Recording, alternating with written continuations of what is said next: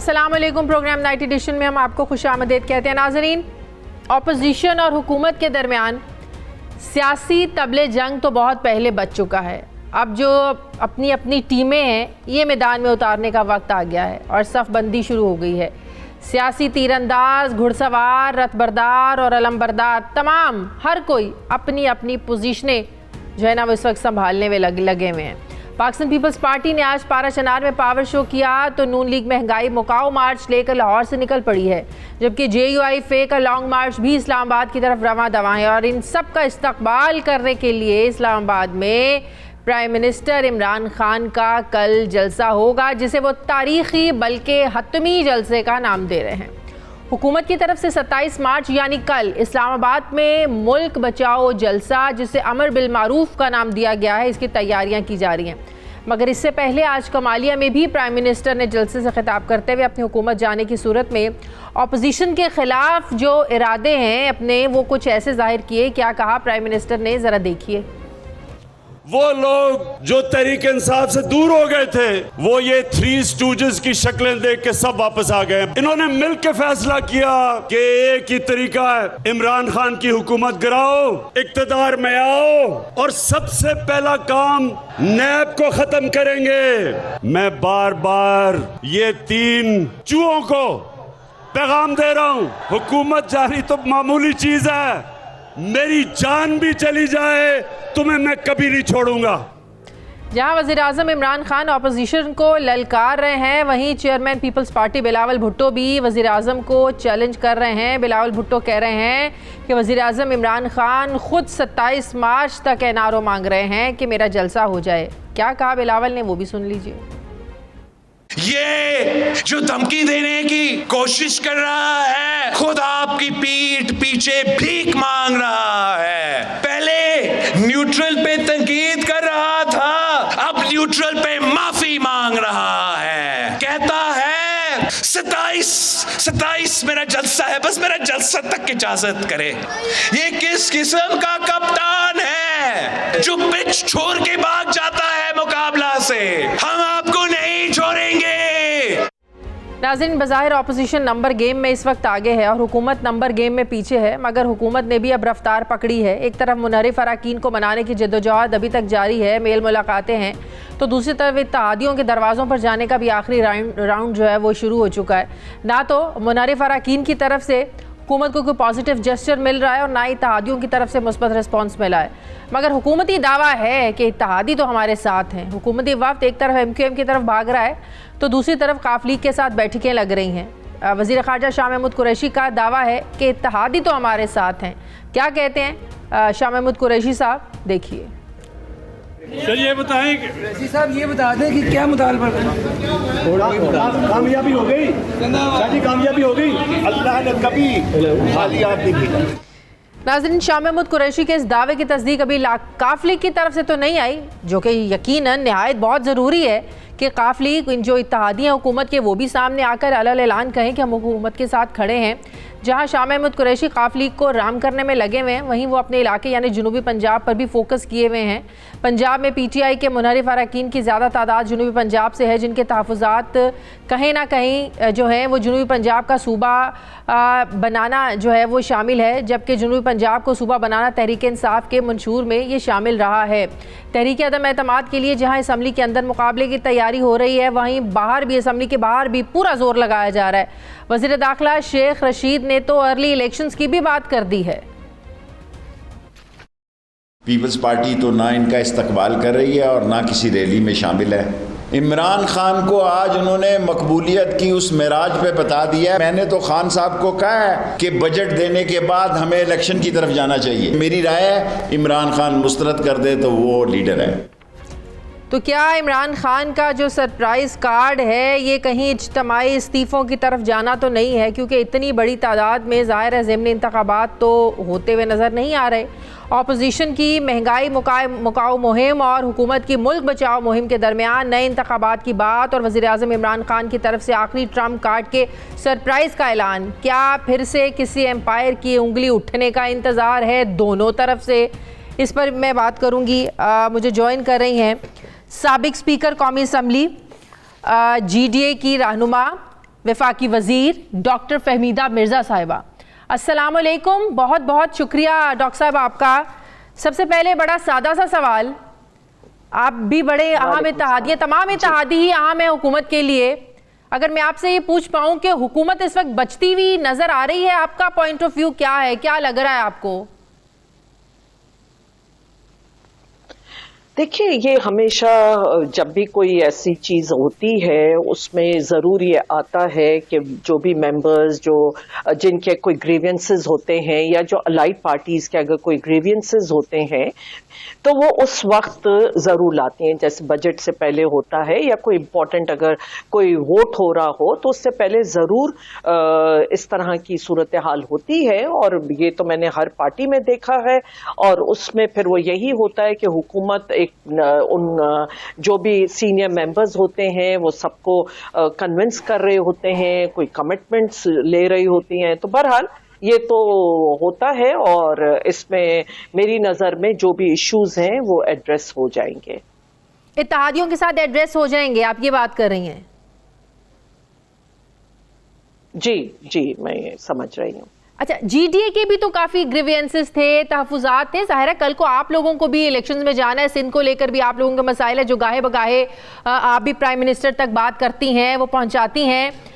क्या आप लोगों ने इस मौके पर वो उस तरीके से आप लोग सामने नहीं आए, मुखालफत में नहीं आए, जिस तरह इत्तेहादियों के साथ अपोजिशन के राब्ते हो रहे हैं, मेल मुलाकातें हो रही हैं, जिस तरह वो कहते हैं भी सियासी मुलाकातें हैं वो तो चलती रहती हैं, आप लोगों से ऑपोजिशन की तरफ से जब से ये सारी एपिसोड हुई है किसी ने कोई राब्ता नहीं किया?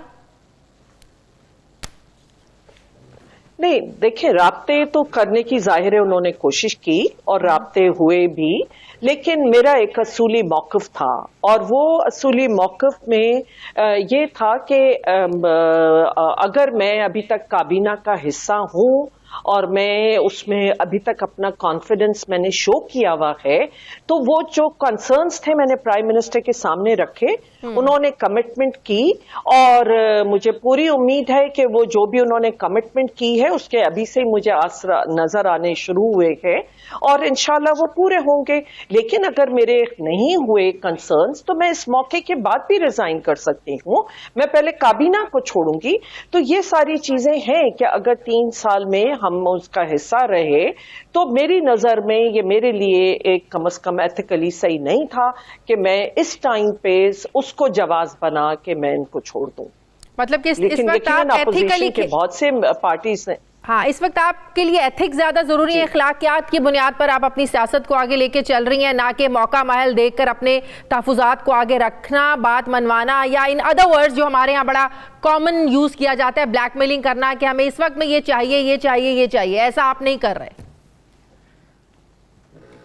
नहीं जी, मैंने बिल्कुल, और मैं ये लफ्ज ब्लैकमेल नहीं कहूंगी। यकीनन एक डिफरेंट पार्टीज के अपने इश्यूज हैं, मुझे उनका इतनी इन डेप्थ नहीं पता, मेरे सिंध के हवाले से थे, और मेरे भी अपनी जगह काफ़ी, या हमारे जो जीडीए के दूसरे मेंबर्स हैं कि फेडरल जो भी इदारे हैं कि उनको इस तरह काम करना चाहिए, और प्राइम मिनिस्टर को ज़्यादा सिंध की तरफ फोकस करना चाहिए, उनको आना चाहिए, इससे रिलेटेड थे। हमारा कोई ऐसा नहीं था कि कोई मिनिस्ट्री या कोई, पर मेरा बड़ा क्लियर है कि हमें सिंध के हवाले से जो तवक्कुआत हैं वो हमारी पूरी होनी चाहिए, और जिसकी कमिटमेंट उन्होंने की। अच्छा, ऑपोजिशन से राब्ते सिर्फ फोन की हद तक हुए या मैसेजिंग की हद तक हुए, किसी के थ्रू मैसेज मिल गया, बाकायदा मेल मुलाकातें तो नहीं हुई आप लोगों की? देखिए, मेरे कॉलीग्स हैं और बहुत पुराने कॉलीग्स हैं, आज के नहीं हैं कि मैं ये कहूं कि वो हुए, तो यकीनन हम उठते भी हैं, मिलते भी हैं, आते जाते भी हैं, तो ये सारी चीज़ें तो होती हैं, और उसमें कि किसी के थ्रू इनडायरेक्टली बहरहाल राब्ते हुए, वो आए भी, मुलाकातें भी हुई हैं, और फ़ोनों पे भी बात हुई हैं, तो ये सब है। लेकिन मैंने अपना एक क्लियर मौक़िफ़ जब बता दिया, एक वो तो जाहिर है कि वो उस बात के बाद एक क्लियर हो गया कि ये मेरा स्टैंस है और मैं इसी पे ही चलूंगी। सही। अच्छा डॉक्टर साहबा, आप भी कौमी असम्बली की स्पीकर रही हैं, मतलब कि आपकी मिसालें दी जाती हैं आज भी कि आपका एक बड़ा ज़बरदस्त रोल होता था उस तरह से उंगलियां नहीं उठती थी, आपकी कारकर्दगी पर, न्यूट्रलिटी पर सवालात नहीं उठते थे, जिस तरह आज मौजूदा स्पीकर जो है असद कैसर साहब, उन पे सवालात उठ रहे हैं और कहा जा रहा है कि वो मामले को लिंगर ऑन करने के लिए जो इख्तियारात हैं उनको गलत तरीके से वो इस्तेमाल करना चाहते हैं। अगर किसी एमएनए का ताल्लुक हुक्मरान जमात से है और वो अपने लीडर के खिलाफ वोट करना चाहता है अदम एतमाद में, तो क्या आप बेहतर तौर पे बता सकती हैं क्या स्पीकर का ये राइट है कि उसके वोट को वो रिजेक्ट कर सके? देखिए, एक तो ये इस वक्त मैटर सब जुडिस है, लेकिन मैं इतना जरूर कहूंगी कि स्पीकर के बहुत राइट्स हैं, बहुत पावर्स हैं, और ये डेफिनेटली जिस तरह का माहौल अभी बनाया गया है और एक स्पीकर को जिस तरीके से वहां पे वो बिहेव कर रहे हैं, वो बहुत एक अफसोसनाक सूरत हाल है। पर एज फार एज उनके पावर्स की बात है तो उनके पास बहुत पावर्स हैं, और जहां तक ताल्लुक है, मेरे ख्याल में इस वक्त जो कोर्ट की ऑब्जर्वेशंस भी आ रही हैं कि ये कलेक्टिव इंडिविजुअल वोट नहीं होता। देखिए, हमारे पास आर्टिकल है 226 और वो है सीक्रेट बैलेट का, कि जो इलेक्शंस होंगी सीक्रेट बैलेट होंगी एक्सेप्ट फॉर प्राइम मिनिस्टर, क्या अगर वोट ऑफ नो कॉन्फिडेंस है या प्राइम मिनिस्टर के हवाले से या चीफ मिनिस्टर के हवाले से, उसको ओपन रखा गया है हमारे कॉन्स्टिट्यूशन में। और उसका रीजन है क्योंकि वो एक कलेक्टर, एक पार्टी का वो होता है, और उस लिहाज से वो बिल्कुल मेरी नजर में कि वो उनको डिस्क्वालीफाई कर सकते हैं, क्योंकि उस पे बड़ा एक क्लियर है कि ये एक उनको जिस पार्टी के ऊपर आप टिकट लेकर आए हैं, जिस पार्टी के उससे आपने किया है, अवाम ने आपको उस पे मैंडेट दिया है, उस सिंबल पे मैंडेट दिया है, तो आप उसके बाद वहां जाके प्राइम मिनिस्टर और चीफ मिनिस्टर की इलेक्शन में ओपन करने का मकसद ही ये था। दूसरी चीज है कि जो खास तौर पे रिजर्व सीट्स पे आते हैं लोग, और चाहे वो खवातीन हो या माइनॉरिटी हो, उनको तो लाइफ टाइम डिस्क्वालीफाई कर देना चाहिए, क्योंकि वो तो होता ही, उसके लिए कोई इलेक्शन नहीं होती है, एक लिस्ट होती है, जो पार्टी अपनी लिस्ट बनाती है और वो पार्टी लिस्ट जमा करा देती है। जब कोई सीट खाली हो जाती है तो ऑटोमेटिकली सेकंड उसके बाद जो इन लाइन होते हैं उनको चांस मिल जाता है। तो उनको तो कोई इलेक्शन का तो वो है ही नहीं कि कोई अवाम के पास, जी आज अवाम के पास हम गए और वो हुआ। वो तो जब जिस तरह उन्होंने पार्टी के लिए अगर एज अ वर्कर काम किया होता है और उन्होंने जो भी उस पार्टी के लिए किया, इसीलिए पार्टी उनको कंसीडर करती है और एज अ रिवॉर्ड भी कह दे कि उनको कंसीडर करके लाती है कि जी ये एक हमारे वर्कर्स हैं या हमारी खवातीन हैं बड़ा एक्टिवली, उनको रिजर्व सीट पे दिया जाता है या माइनॉरिटी पे दिया जाता है। तो मेरा ख्याल है कि इसके ऊपर बिल्कुल वो पार्टी का वोट होता है और उसको लाइफ टाइम डिस्क्वालिफिकेशन मिलनी चाहिए। ये बात तो है ना कि तहरीक अदम एतमाद आइन के मुताबिक है, ये भी है कि आइन के मुताबिक कार्रवाई भी होनी है उसके खिलाफ, ये भी आइन के मुताबिक है कि आप डी सीट हो सकते हैं। लेकिन क्वेश्चन इज कि वो कार्रवाई जो है वो वोटिंग के बाद होगी, वोट से पहले आप कैसे कार्रवाई कर सकते हैं? मैं इसीलिए आपसे ये सवाल पूछ रही हूँ कि आपको स्पीकर की इख्तियारात और कार्रवाई वो क्या कर सकता है ज्यादा बेहतर तौर पे पता है। वोट डालने के बाद कार्रवाई का इख्तियार है स्पीकर को, या पहले स्पीकर को पहले क्या पता है कि वो उसने किस तरफ जाके वोट डालना है? जी देखिए, एक पार्टी की एक तो डायरेक्शन आई हुई है, दूसरी चीज ये है कि मैं कहती हूँ ये सब जुडिस मैटर है और ये हमें यही तो इंटरप्रेट करना है कोर्ट ने। तो उससे पहले इनफैक्ट उस टाइम पे तो कोई ऐसी डिस्कशंस भी इस पे ज्यादा नहीं होनी चाहिए। मैंने तो आपको क्योंकि स्पीकर के रोल के हवाले से बात की, और ये अब मैटर आई थिंक हमें देख लेना चाहिए कि इस पे कोर्ट क्या कह रही है और वो है। लेकिन आपने एक आर्टिकल की बात की कि वोट ऑफ नो कॉन्फिडेंस, तो आर्टिकल तो बहुत सारे हैं, किस आर्टिकल पे अमल दरामद हो रहा है या उसके हवाले से हो रहा है। देखिए, आर्टिकल 145 भी है, आर्टिकल 234 भी है, आर्टिकल हमारे जो इलेक्शन कमीशन के हवाले से है कि 218 का सब उसका है कि 3 वो भी है। तो इस तरह तो आर्टिकल्स बहुत सारे हैं। तो क्या अगर हम उसकी आज बात करते हैं तो आपने सुना कि शेख रशीद ने एक गवर्नर रूल की बात कर ली तो एक हंगामा हो गया और एक वो हो गया। वो तो एक उन्होंने चले एक बात की जो प्राइम मिनिस्टर ने, पर क्या वो कॉन्स्टिट्यूशन का हिस्सा नहीं है? तो ये सब आर्टिकल 234 कॉन्स्टिट्यूशन का हिस्सा नहीं है। तो वो तो जितनी चीजें जो भी बहुत सारे ऐसे आर्टिकल्स हैं जो वो वहां हैं और उसके लिए, लेकिन किसको किस तरह से और क्या वक्त होता है हर चीज का और मूवमेंट होता है। देखिए ये जो नो कॉन्फिडेंस का इस टाइम पे आना ही मेरी नजर में बहुत गलत था, जबकि एक इंटरनेशनल नजरें थी हमारे मुल्क पे जो इस वक्त अफगानिस्तान के हवाले से सूरत हाल बन रही है, जो कश्मीर में सूरत हाल है। आज आप देख रहे हैं कि भारत का मीडिया क्या रिपोर्ट कर रहा है और क्या जो वो एक प्राइम मिनिस्टर साहब बता रहे हैं कि एक साजिश का शिकार हो रहे हैं कि पाकिस्तान में एक हवाले से डिस्टेबलाइज करने की जा रही है। तो मेरा ख्याल है कि इस वक्त सियासतदानों पे बहुत बड़ी जिम्मेदारी थी और अभी भी है कि इस चीज को सोचा जाए और कहीं हम अपने मुल्क को डिस्टेबलाइज करने की तरफ तो नहीं लेके जा रहे हैं, ये उन्हें सोचना चाहिए। बहुत बहुत शुक्रिया। साबिक स्पीकर कौमी असम्बली, विफाकी वजीर, GDA की रहनुमा डॉक्टर फहमीदा मिर्जा मेरे साथ थी। बहुत शुक्रिया आपका। मुझे ब्रेक लेनी है नाजरीन, वापस आते हैं एक छोटे से वक्फे के बाद।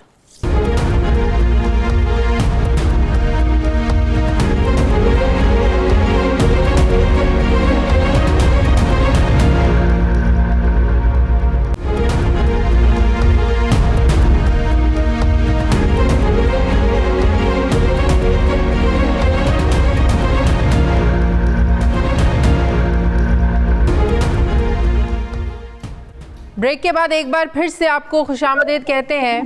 विफाकी वजीर सेनेटर शिबली फराज साहब मुझे ज्वाइन कर रहे हैं। अस्सलाम वालेकुम, बहुत बहुत शुक्रिया।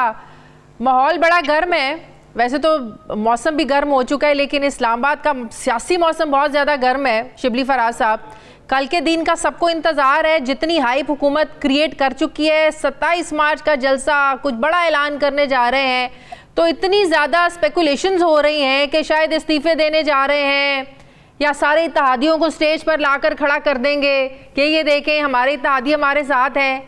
क्या करने जा रहे हैं आप लोग कल? देखें, ये कल पता चल जाएगा, कल के जलसे में पता चल जाएगा। इसको इसी तरह ही रहने दें, क्योंकि जो कल का जलसा होगा वो बेसिकली टर्निंग पॉइंट होगा पाकिस्तान की पॉलिटिकल हिस्ट्री का, और इसमें बड़ी वाजे वो हो जाएगी, सिचुएशन वाजे हो जाएगी कि इस मुल्क ने और इस मुल्क की सियासत ने किस तरफ जाना। इस्तीफे तो नहीं देने जा रहे? देखें हमने कहा है ना कि ये कल तक रहने दें आप, और कल जो है तो सब पता चल जाएगा। अच्छा, इत्तेहादी कल आपके सब साथ दे रहे हैं आपका? अगर तो वैसे आप लोगों ने वाकई स्ट्रेंथ शो करनी है फिर तो चाहिए ये कि सारे इत्तेहादियों को एक लाइन में खड़ा करें स्टेज पे और स्ट्रेंथ शो करें और ऑपोजिशन को मैसेज दें कि ये देखें जिन्हें जो इत्तेहादी आप लोगों के साथ मिलते हैं, मेल मुलाकातें करते हैं, आपको भी राम करते हैं, ये असल में हमारे साथ हैं। देखिए जी, ये सब भी हो जाएगा, लेकिन हर चीज की अपना वक्त होता है और अपनी वो टाइमिंग होती है। तो ये भी इंशाल्लाह होगा। चीज़ें बेहतरी की तरफ बढ़ रही हैं और हम काफ़ी अल्लाह ताला के फजल से हम काफ़ी मुतमईन भी हैं और काफ़ी वो भी हैं, पॉजिटिव भी हैं। अच्छा, बड़ा जलसा कर लें आप, 10 लाख का कर लें, 20 लाख का जलसा कर लें, लेकिन तहरीक अदम एतमाद पर वोटिंग तो होनी है, ये तो आपको पता है। ऑपोजिशन तो तैयार है, इस बड़े जलसे का उस पर क्या असर पड़ेगा शिबली साहब? देखिए जी, हमेशा जो है तो किसी भी जमहूरी मुल्क में या इवन गैर जमहूरी मुल्क में जब अवाम अपनी सपोर्ट या अपनी माइंड दे देते हैं कि सिचुएशन किस तरह होनी चाहिए और किस तरफ जाती है, इसका फर्क बहुत पड़ता है। और ये जो नुमाइंदे हैं पार्लियामेंट में बैठे हुए, ये भी उन्हीं लोगों के नुमाइंदे हैं, ये कहीं बाहर से नहीं आए, आइसोलेशन में नहीं आए। तो इसका मकसद ये है कि इससे एक तो जो बुनियादी चीज है जिसमें कि हमने या प्राइम मिनिस्टर साहब ने जो जलसा बुलाया किया है, उसका मकसद यही है कि हमने ये बताना है कि इस दफा आपका जो एक राह रास्त है और एक ऐसा रास्ता है जिसमें कि अपोजिशन हमें ले जाना चाहती है, जहां पे कि एक मुल्क को पीछे धकेलने की बात होगी। जो हमारा पॉइंट ऑफ व्यू है कि लोग सही कॉज के साथ भी खड़े होते हैं, सही लीडर के साथ भी खड़े होते हैं, और वो अपना एक इजहार होता है जलसे जो है, तो एक इजहार होता है जिसमें कि लोग अपनी कमिटमेंट और अपनी जो वाबस्तगी है, वो चाहे पोजीशन की हो, चाहे वो पार्टी की हो, या वो जो भी आगे पॉलिटिकल सिचुएशन डेवलप होने वाली है उसमें अवाम को शामिल करना, ये मेरा ख्याल है कि पाकिस्तान तहरीक इंसाफ का एक हमेशा से ये रहा है कि हम हमेशा अवाम की तरफ गए, बिकॉज हम अवाम को रिप्रेजेंट करते हैं। अवाम ने लब्बैक कहा है, और कल आप देखिएगा कि ये तारीख का सबसे बड़ा जलसा होगा। ये सूरत अर्ली इलेक्शंस की तरफ जा रही है। आज शेख रशीद साहब ने भी कहा कि उन्होंने तो मशवरा दिया है कि बजट के बाद आप प्राइम मिनिस्टर अर्ली इलेक्शंस की तरफ जो है ना हमें बढ़ना चाहिए, तो सूरत हाल उस तरफ जा रही है। मुल्क में वैसे माहौल तो ऐसे ही बना हुआ है। देखिए, मैं आपको एक बात बताऊं शाजिया, कि हमारी हुकूमत, खास तौर पे प्राइम मिनिस्टर इमरान खान ने, उन्होंने कभी हुकूमत को बचाने की कोशिश नहीं की है, वो मुल्क की बचाने की सोचते हैं। हम ये समझते हैं कि जितनी वोट हमें मिले थे, जितनी सीट्स हमें मिली, उसकी वजह से हमें एक कोalition गवर्नमेंट फॉर्म करनी पड़ी, जिसकी वजह से हम कई चीजें, हमारे पास पार्लियामेंट में वो स्ट्रेंथ नहीं थी जिससे कि हम अपने एजेंडे को इम्प्लीमेंट कर सकें। अभी इंशाल्लाह, चाहे इलेक्शन 1 महीने बाद होते हैं, 6 महीने बाद होते हैं, साल बाद होते हैं, हम इंशाल्लाह अवाम से यही एक्सपेक्ट करेंगे, और अवाम ने अब अपना फैसला कर दिया है कि अब जो है तो वो इंशाल्लाह हमें एक ऐसी अक्सरियत के साथ भेजेंगे जिससे कि हम अपने जितने भी हमारे जो मंशूर है उसको हम पूरी तरह से इम्प्लीमेंट कर सकें। ऐसा तो नहीं कि क्या ये भी ऑप्शन ज़ेर गौर है कि तहरीक अदम एतमाद आने से पहले सिर्फ प्राइम मिनिस्टर साहब इस्तीफा दे दें और अपनी जगह किसी और को नॉमिनेट कर दें? नहीं जी, देखिए, प्राइम मिनिस्टर भागने वाले नहीं है, वो ही fights to the last ball. नहीं, बड़े क्राइसिस से बचने के लिए नहीं, बड़ी क्राइसिस, देखिए, पाकिस्तान तहरीक इंसाफ के लिए विन विन सिचुएशन है। जिस तरफ भी हो, हमारी वी आर द विनर्स, ये तो ऑलरेडी अप्रूव हो गया। आप भी फिरते हैं, मिलते हैं लोगों से, अब तो पूरे मुल्क का माहौल बदल गया है। ये वो 2018 से भी आगे बात चली गई है, जिसमें कि अब अवाम जो कि इन सारी चीजों के स्टेक होल्डर है सबसे बड़े, वो उन्होंने एक ऐसा नजर आया है कि इसमें कि पूरा मुल्क दोबारा सियासत में दिलचस्पी भी लेने लगा है, और उनको पता है कि ये दोबारा ये जो इमेजेस देखे हैं ना, जिसमें कि शहबाज शरीफ, आसिफ अली जरदारी और मौलाना फजल रहमान हाथ लेके जो ऊपर जो इमेजेस जो उन्होंने इकट्ठे देखे हैं, तो अवाम को एकदम उनकी जो है तो एक नाइटमेयर बन गया है कि ये कहीं लोग ये दोबारा ना आ जाएं। इसी वजह से वो हमारे जलसे के लिए कराची से लेकर बाहर मुल्कों से लोग आ रहे हैं, बिल्कुल उस तरह जिस तरह वोट देने आए थे। अभी वो जलसे की शराकत के लिए भी हमारे जो ओवरसीज पाकिस्तानी हैं वो भी आ रहे हैं। सही। अच्छा, शिबली फराज साहब, अगर तहरीक अदम एतमाद अगर कामयाब हो जाती है, जिस तरह नाकाम होने के चांसेस है, ज़ाहिर है कामयाब होने के चांसेस भी हैं, और शहबाज शरीफ प्राइम मिनिस्टर बन जाते हैं, जो पूरी ऑपोजिशन का कंसेंसस है कि ज़ाहिर है लीडिंग पार्टी असम्बली में नून लीग है, और नून लीग की तरफ से जो कैंडिडेट है प्राइम मिनिस्टर के वो शहबाज शरीफ हैं, तो फिर कहाँ गया वो मकसूद चपड़ासी और अरबों रुपयों की टीटीज, वो करप्शन के केसेस, वो तो फिर आप लोगों का एहतसाब, बयानिया, ये सारा कुछ, फाइलें शाइलें बंद, सब कुछ ख़त्म।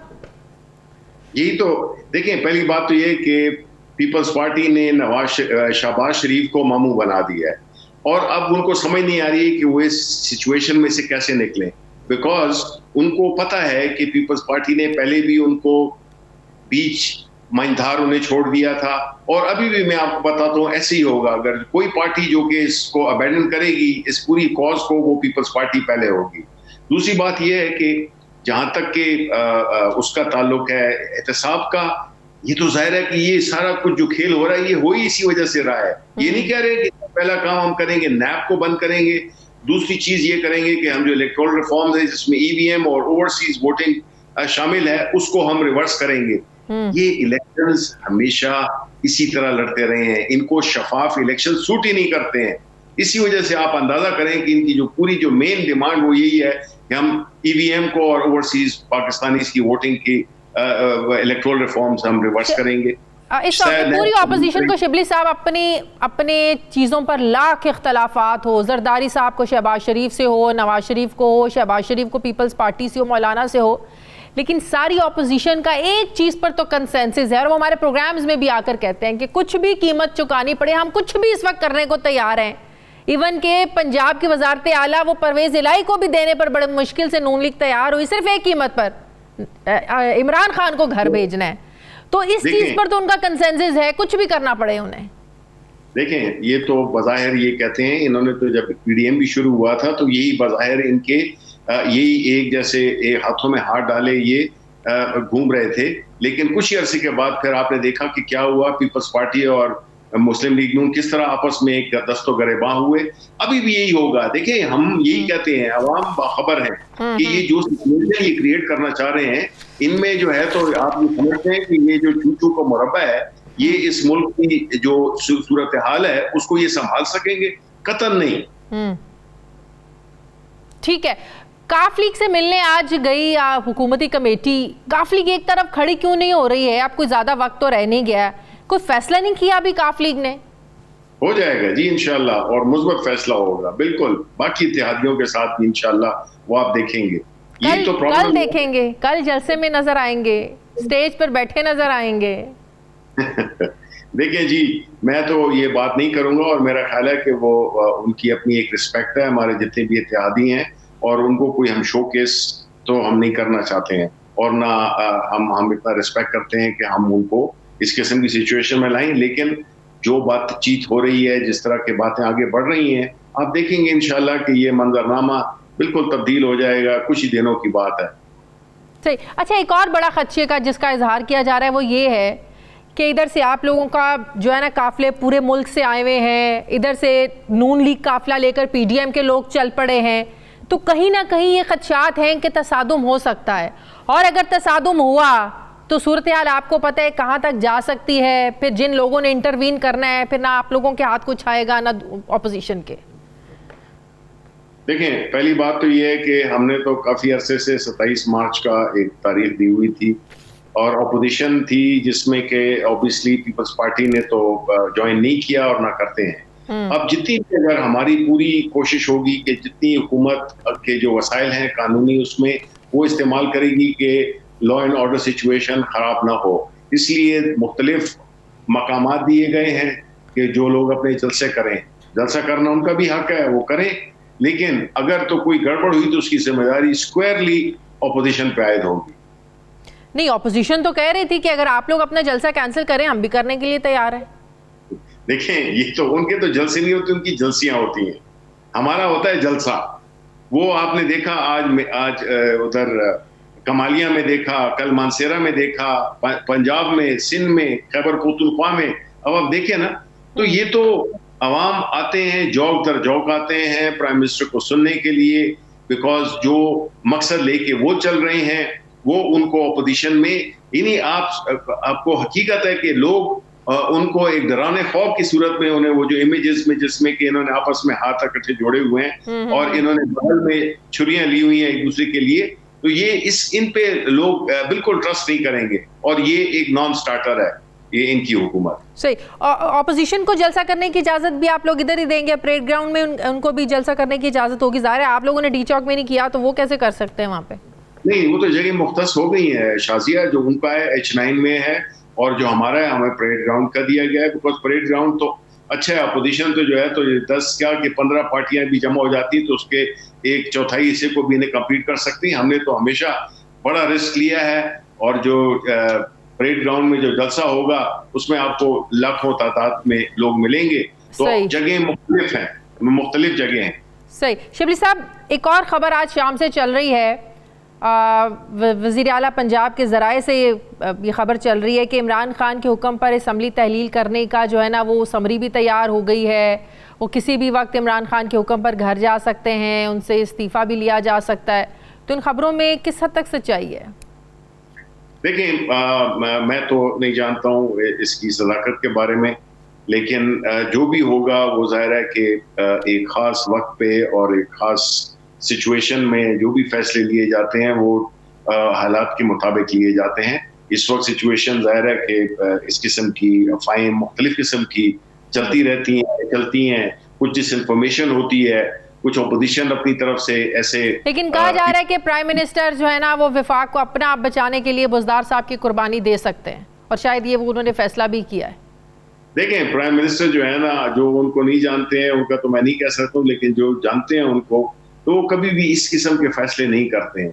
वो जो है तो जो भी फैसला होगा वो बड़े एतमाद और बड़े उसके साथ, लेकिन प्रेशर में कोई वो फैसला करते नहीं है पहले, क्योंकि वो प्रेशर को मानते ही नहीं। बहुत बहुत शुक्रिया वफाकी वज़ीर बराए science and technology senator Shibli Faraz साहब मेरे साथ थे। नाज़रीन, मुझे प्रोग्राम में एक ब्रेक लेनी, वापस आते हैं छोटे से वक्फे के बाद।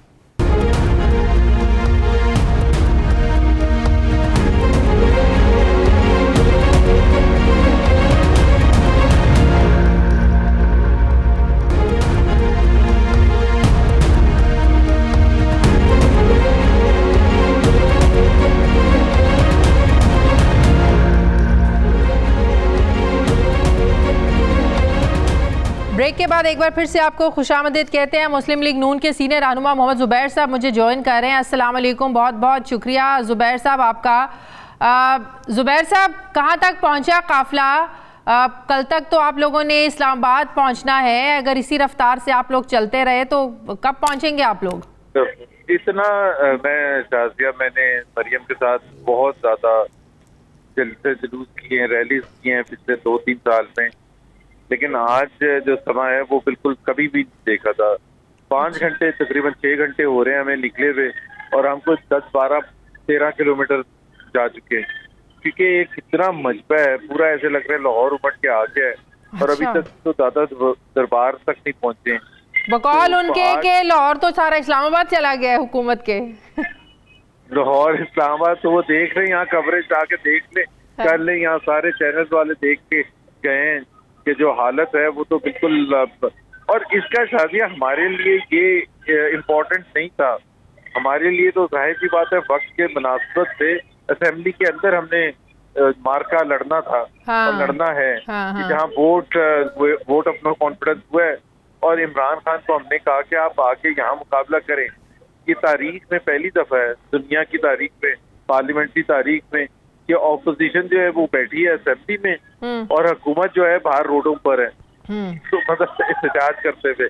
तो हमने ये जो रैली निकालने का फैसला किया है, ये सिर्फ इन रिस्पॉन्स कि अगर आप कह रहे हैं कि अवाम ने फैसला करना है, तो फिर हम अवाम के पास भी जा सकते हैं।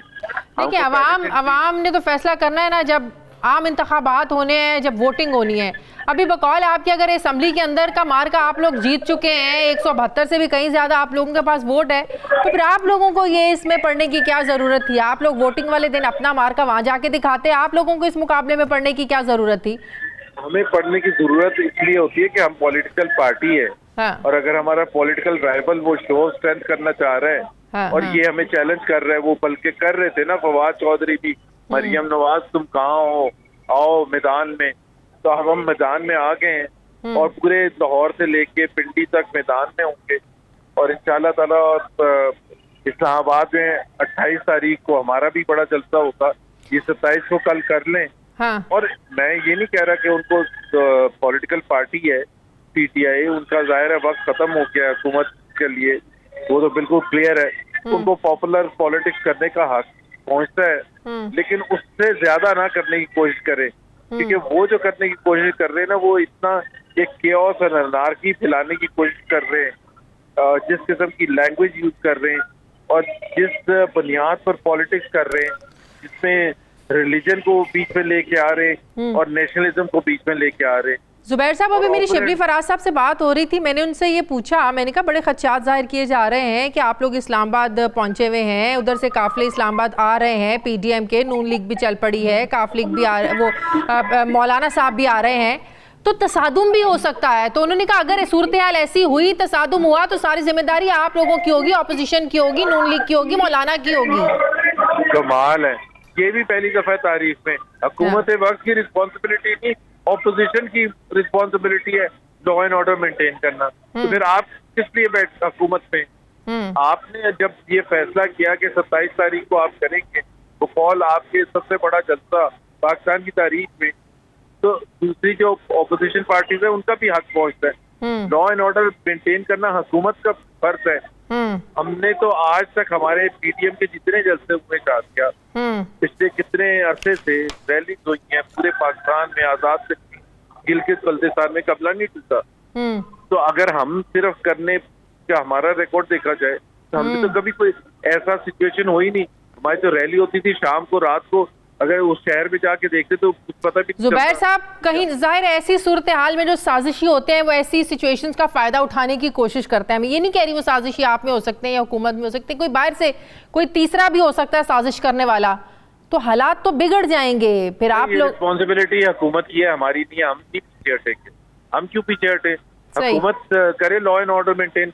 ये क्या बात हुई कि वो हमें डरा रहे कि ऐसी सूरत हाल हुई तो हम रिस्पॉन्सिबल होंगे? भाई आप किस लिए बैठे हुए? आप वैसे निकम्मे हैं तो आपको एतराफ कर लेना चाहिए कि हाँ, अगर वो ये कहते हैं कि हम नहीं कर सकते लॉ एंड ऑर्डर मेंटेन इसलिए क्योंकि हम एक इनकॉम्पिटेंट हुकूमत है, और इनकॉम्पिटेंट हुकूमत के तौर पर मईशत हो या गवर्नेंस हो या स्कैम हो, हम हर चीज में फेल हो गए, तो फिर और बात है। अच्छा, आप लोग तो बाज़ाहिर तो ज़ाहिर हमें तो यही पता है कि महंगाई मुकाव मार्च को लेकर चल रहे हैं। आज प्राइम मिनिस्टर ने बड़ा गरज बरस कर कहा कि आप लोग चाहते हैं कि हुकूमत गिराएं, इक़्तिदार में आएं, नैब को ख़त्म करें, अपने केसेस ख़त्म करवाएं। यही आप लोगों का मकसद है कि महंगाई ख़त्म करने से आप लोगों का कोई लेना देना नहीं है। आप लोग आके क्या कर लेंगे? एक तो ये तो बेटा एक ऊंचा बयानिया है कि जी हम चाहते हैं कि केसेस खत्म करें। 4 साल इनको मिले थे तो वाकई इन्होंने स्टेट मशीनरी को इस्तेमाल किया है, नैब को किया है, FIA को किया है, हर इदारे को इस्तेमाल किया है। हुकूमत का वक्त, वजीर आजम का वक्त, कोई ऐसा फोरम ऐसा नहीं था जहाँ चाहे पाकिस्तान में चाहे पाकिस्तान से बाहर जहाँ ये इस चीज का जिक्र नहीं करते थे। चाहे वो राना सनाउल्लाह को अंदर बंद करने के हवाले से था या शाहिद खान अब्बासी को। तो जब हुकूमत वक्त का आपके पास तो सब मौका था, तो आपने क्या प्रूव किया? एक ढेले की करप्शन आपने प्रूव की कि ये देखे करप्शन मैंने निकाल लिया है, ये इन्होंने किकबैक लिया था, ये इन्होंने कमीशन लिया था, ये मिसयूज किया था ऑफिस का। तो अब वो ये 4 साल बाद जाते हुए अब ये कहना कि जी हम अपना हालात को ठीक करना चाहते। केसेस तो हमने फेस किए, जेलों में जाके फेस किए, रेफरेंसेस फेस किए, हर किस्म की। अच्छा, आप लोगों को नहीं लगता अपोजिशन ने इमरान खान को और ज्यादा मकबूल कर दिया है? लोगों में इससे पहले तक अदम एतमाद की तहरीक से के शोर से पहले तक था कि महंगाई भी है, इस हुकूमत ने बेड़ा गर्क करके रख दिया है, इस हुकूमत को आम बंदे की तकलीफ का ख्याल नहीं है।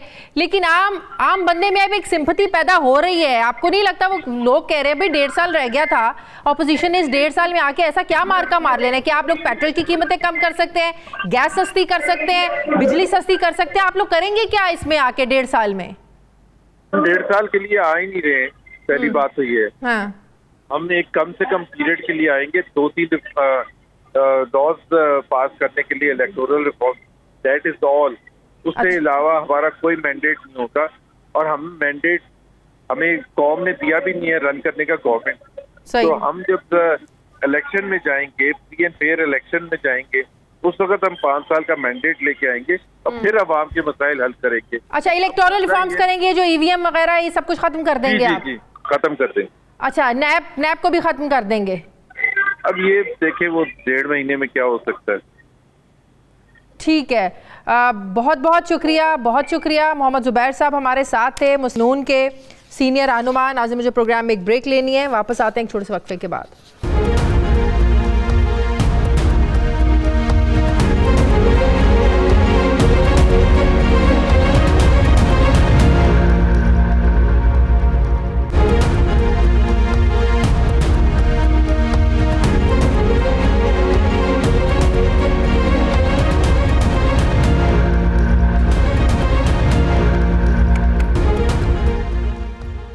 ब्रेक के बाद एक बार फिर से आपको खुशामदीद कहते हैं। सीनियर सहाफ़ी तज्ज़ियाकार मज़हर अब्बास साहब ज्वाइन कर रहे हैं। अस्सलाम वालेकुम, बहुत बहुत शुक्रिया मज़हर अब्बास साहब। मज़हर अब्बास साहब, सबकी नज़रें लगी हुई हैं, कल के जलसे पर इतनी हाइप क्रिएट कर दी गई है कि पता नहीं हुकूमत ऐसा कल प्राइम मिनिस्टर क्या ऐलान करने वाले हैं 27 को कि सबके होश उड़ जाएंगे, ऑपोजिशन भी जो है ना वो अपना सा मुंह लेके अब घरों को वापस चली जाएगी।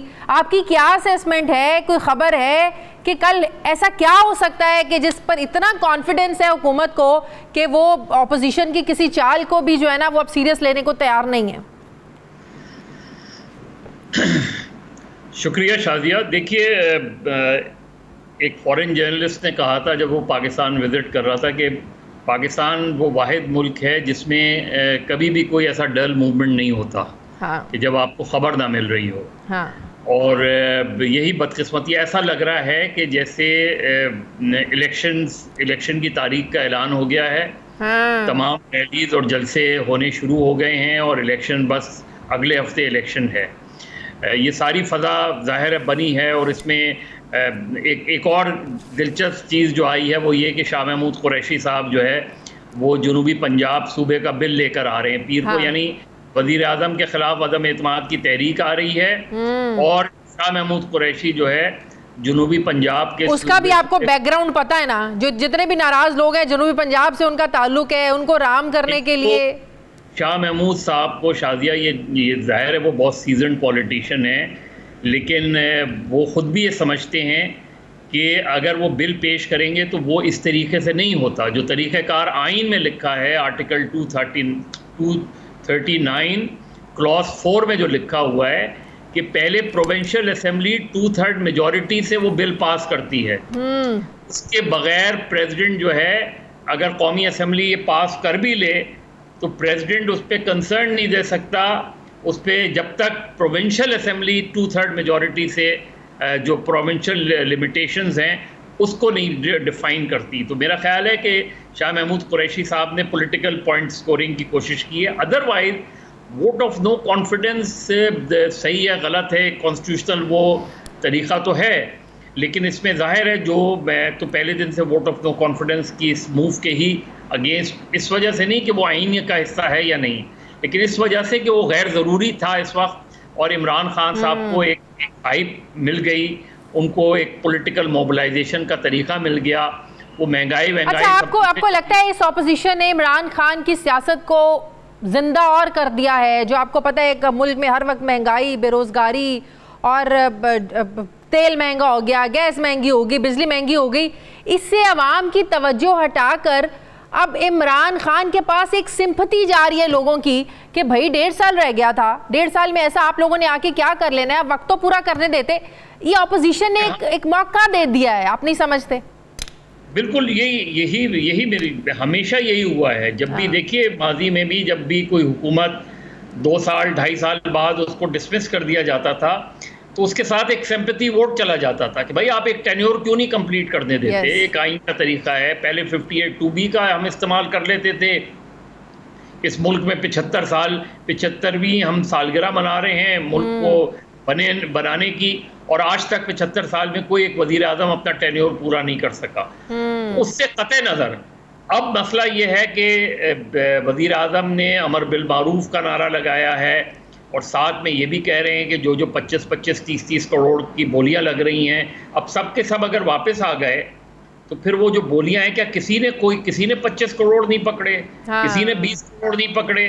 तो मेरा ख्याल है ये हम एक पॉलिटिकल टसल चल रही है और मेरा ख्याल है अगले एक अच्छा, इन बड़े बड़े जलसों का मुझे एक बात बताएं, ये जो कल के जलसे पे बड़ा जोर दे रहे हैं, इसका वो जो अदम एतमाद की तहरीक या वोटिंग होगी उस पर क्या असर पड़ेगा, क्या इम्पैक्ट होगा? देखिए वो शाजिया, मुझे जो सूरत हाल नज़र आ रही है वो तसादुम की नज़र आ रही है। अच्छा। और अगर तसादुम हो गया तो जिस तरह अगर आप बाकी छोड़ दें, लाखों के जो नारे हैं वो तो छोड़ दें, लेकिन अगर फ़र्ज़ करें सड़क के ऊपर मैदान में 50,000 लोग हों दोनों तरफ के और तसादुम हो जाए तो क्या सूरत हाल बनेगी। तो मेरा ख्याल है इस वक्त बहुत ही खौफनाक सिचुएशन है, बहुत ही हाई अलर्ट सिचुएशन है। नहीं, इस तरह की सूरत हाल बनी तो इदारे चुप तो नहीं बैठे रहेंगे, जिन्होंने इंटरवीन करना है वो तो इंटरवीन करेंगे। मैं वही कह रहा हूँ, तो उस सूरत में ये सारी जिम्मेदारी किस पर जाएगी? हुकूमत और अपोजिशन यानी सियासतदानों पे जाएगी। जाहिर है। और हमारे यहाँ कोई भी सियासतदान ये सोचने को तैयार नहीं है, इस तरफ देखने को तैयार नहीं है। बहुत बहुत शुक्रिया सीनियर सहाफ़ी तज्ज़ियाकार मज़हर अब्बास साहब मेरे साथ थे। नाज़रीन, हमारे का वक्त खत्म हो गया। फीडबैक ज़रूर दीजिएगा, अपना ख्याल रखिएगा, मुझे इजाज़त दीजिए, अल्लाह हाफ़िज़।